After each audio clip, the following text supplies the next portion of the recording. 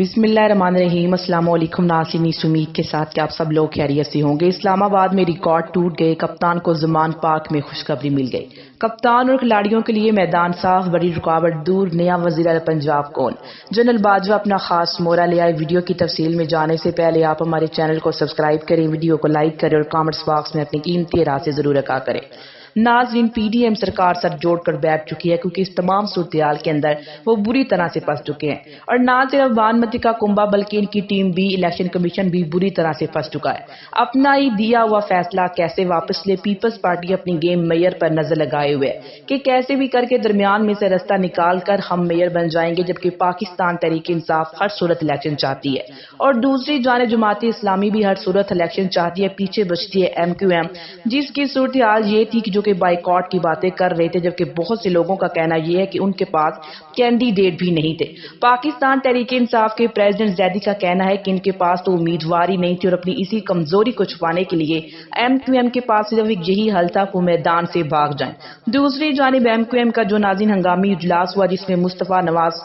میں مصطفیٰ کمال اور خالد مقبول صدیقی اور فیصل سبزواری نے شرکت کی، اور جو کچھ انہوں نے پریس کانفرنس میں کہا یہ ایم کیو ایم کر سکتی ہے، کسی اور کے پاس اختیار نہیں ہے۔ ایم کیو ایم نے بلدیاتی الیکشن کا بائیکاٹ کرنے کا اعلان کیا، اور وہ بھی پولنگ شروع ہونے سے چند گھنٹے پہلے۔ ایم کیو ایم نے کہا کہ ہم بلدیاتی الیکشن کو تسلیم نہیں کرتے، ہم عوام کو بتائیں گے کہ یہ الیکشن 2 نمبر ہے اور عوام کے حق پر یہ الیکشن ڈاکہ ہے۔ ان کا جو بھی میئر آئے گا وہ ایم کیو ایم کی خیرات پر بنے گا، جبکہ حقیقت یہ ہے کہ ایم کیو ایم کی جب حکومت کے ساتھ بات نہیں بنی، اور اگر آپ کو ووٹر لسٹوں پر مسئلہ ہے یا پھر حلقہ بندیوں پر مسئلہ ہے، پھر حکومت کا حصہ رہنے کا بھی کوئی فائدہ نہیں ہے۔ اور جس طرح جماعت اسلامی کی جو کینڈیڈیٹ ہیں حافظ نعیم الرحمان، جن کا آپ نے اصول بنا لیا ہے، تو اب آپ کو پی ڈی ایم کی گود سے بھی اتر آنا چاہیے۔ ناظرین، ایم کیو ایم سے توقع تو یہ کی جا رہی تھی کہ حکومت کو خیر بات کہہ دیں گے اور پی ڈی ایم سے تعلق توڑ لیں گے، لیکن ایم کیو ایم کے لیے حکومت کو چھوڑنا ان کے بس کی بات نہیں ہے، اور جس طرح مچھلی پانی کے بغیر اور ایم کیو ایم اقتدار کے بغیر نہیں رہ سکتی۔ ایم کیو ایم نے بائیکاٹ کے لیے جب ہنگامی پریس کانفرنس کی تو حیران کن طور پر ایم کیو ایم کا یہ کہنا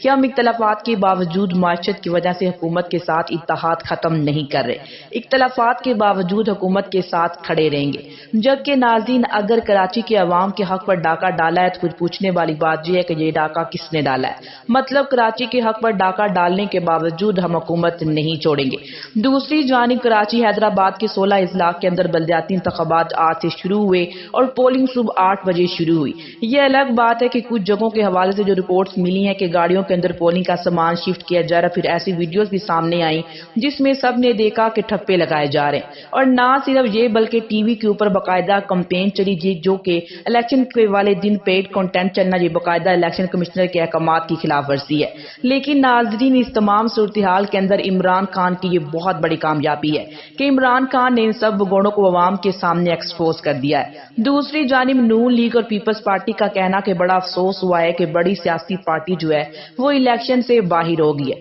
جبکہ جب ایم کیو ایم کا ووٹر نکلنا ہی نہیں تھا تو اس وقت بھی دودھ کا دودھ اور پانی کا پانی ہو جانا تھا، کیونکہ جب الطاف حسین نے بائیکاٹ کی کال دے دی تو اس کے بعد ووٹر کیا نکلے گا سب اچھی طرح سے جانتے ہیں۔ اور ناظرین، اب بلدیاتی الیکشن کا یہ دنگل پیپلز پارٹی، پاکستان تحریک انصاف، جماعت اسلامی کے درمیان سچ چکا ہے۔ بہت جلد آنے والے رزلٹ ان سب کے ہوش اڑانے والے ہیں، جبکہ ایم کیو ایم نے بائیکاٹ کر کے بہت بڑی غلطی کی ہے، کیونکہ سیاسی طور پر سیاسی جماعتیں جب بھی بائیکاٹ کرتی ہیں تو ان کا نقصان بھی ہوتا ہے، تاریخ اس بات کی گواہ ہے۔ جبکہ ناظرین، اس تمام صورتحال کے درمیان صدر مملکت کا کامران ٹسوری کو فون کرنا، جبکہ ایم کیو ایم کی کانفرنس سے پہلے یہ خبریں بھی سامنے آئی کہ گورنر کی گاڑی آئی اور ان سب کو بٹھا کر اور گورنر ہاؤس لے کر گئے، لیکن ان کی بات پھر نہیں بنی اور صدر مملکت نے کامران ٹسوری کو فون کر کے ان کی خیریت دریافت کی اور اپنی صحت کا خیال رکھنے کا کہا اور کہا کہ احتیاط کریں۔ لیکن صدر مملکت نے فون کیوں کیا جبکہ عمران خان نے بتا دیا ہوا ہے کہ اعتماد کا ووٹ لینا ہے، جبکہ ایم کیو ایم کے ساتھ ووٹ بڑے اہم ہے۔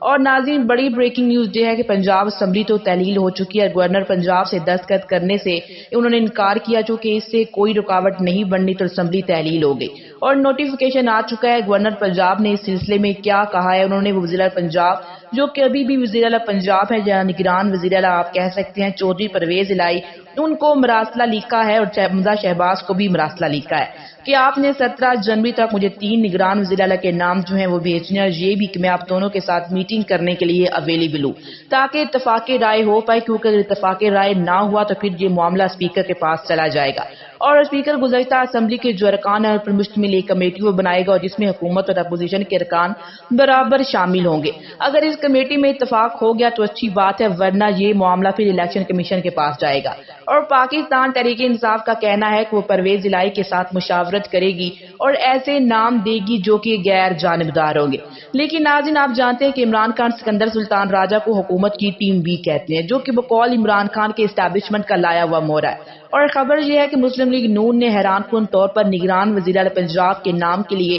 مشاورت کا حصہ نہ بننے کا فیصلہ کر لیا ہے۔ اور جو عمران خان کو کہتے تھے کہ مشاورت کے لیے ہاتھ نہیں ملاتا، تو اب یہ خود بھی مشاورت سے بھاگ رہے ہیں۔ جبکہ اب پوچھنے والی بات یہ ہے کہ کیا آپ یہ آئین اور قانون کے مطابق کام کر رہے ہیں؟ مشاورت نہ کرنے کے پیچھے ان کا مقصد یہ ہے کہ حمزہ شہباز جو کہ ملک سے باہر ہیں، تو پھر پرویز الہی اور حمزہ شہباز کی ملاقات نہیں ہوگی، تو پھر نام پارلیمانی کمیٹی کے اندر جائیں گے۔ اگر یہاں بھی فیصلہ نہ ہوا تو معاملہ الیکشن کمیشن کے پاس جائے گا۔ مطلب کہ اسٹیبلشمنٹ کا لایا ہوا مہرہ نون لیگ کی مشاورت پر وزیر اعلی پنجاب منتخب کرے گا۔ اور ناظرین، دوسری جانب گورنر پنجاب کی چھٹی ہونے جا رہی ہے۔ گورنر پنجاب نے اعتماد کا ووٹ لینے کا تو کہہ دیا، جو کچھ کیا سب کو پتہ ہے، اسی لیے اب لاہور ہائی کورٹ میں جہاں پر پرویز الہی کی چھٹی کروانے کی کوشش کی گئی، اعتماد کے ووٹ کے حوالے سے اب گورنر پنجاب کے خلاف ایک قانونی درخواست دائر کر دی گئی ہے کہ گورنر پنجاب کو عہدے سے ہٹایا جائے۔ اور حیران کن طور پر ناظرین، لاہور ہائی کورٹ نے اس درخواست کو سماعت کے لیے منظور کر لیا ہے اور سوموار کو جو ہے وہ اس کیس کی سماعت 5 رکنی بینچ کرے گا۔ اور چونکہ صدر پاکستان